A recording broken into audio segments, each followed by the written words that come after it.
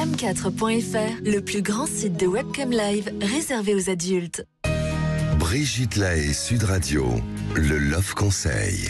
Alors, Ariane Calvo, savoir dire non, c'est pas si simple. Vous entendez vos patients, j'entends les auditeurs, et c'est vrai que c'est difficile.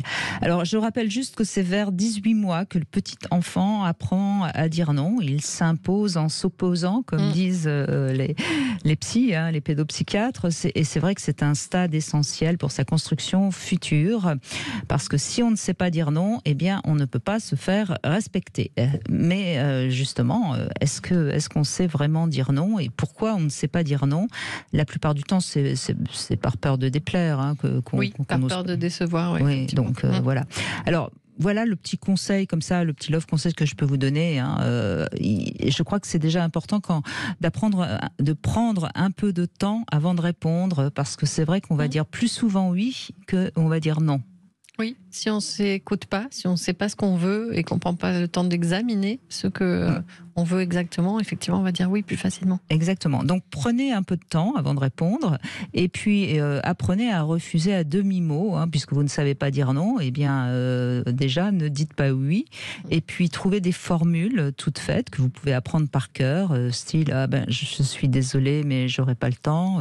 J'aurais bien aimé te faire plaisir, mais je pense pas que ça soit pour tout de suite. Vous n'avez pas besoin de vous justifier. Vous avez juste besoin de dire une phrase qui vous permet de ne pas dire oui et qui ne vous fait pas dire non, puisque pour l'instant, vous n'arrivez pas à dire non. Exactement. Je ne crois pas en avoir envie.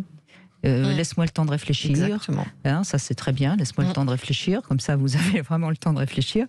Et puis, je voulais aussi ajouter quelque chose. Méfiez-vous quand même des gens qui ne savent pas dire non, parce que c'est souvent des gens qui ont besoin de se sentir indispensables, et qui peuvent une fois quand même vous le faire payer, parce qu'à force de dire oui alors qu'ils pensent non, on finit peut-être par partir sur un coup de tête. Éprouver du ressentiment, en tout cas, c'est sûr. Il y a énormément de gens qui en fait sont en colère parce qu'on ne devine pas qu'ils voudraient dire non alors qu'ils disent oui. Donc c'est pas forcément, si vous avez une ou un partenaire qui ne vous dit jamais non, méfiance quand même.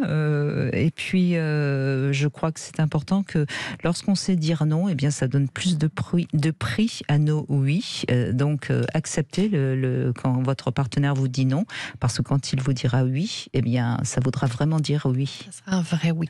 Voilà. Bon, bref, c'est vrai que c'est pas si simple, mais si vous avez envie qu'on en parle aussi, vous pouvez nous appeler bien sûr sur Sud Radio.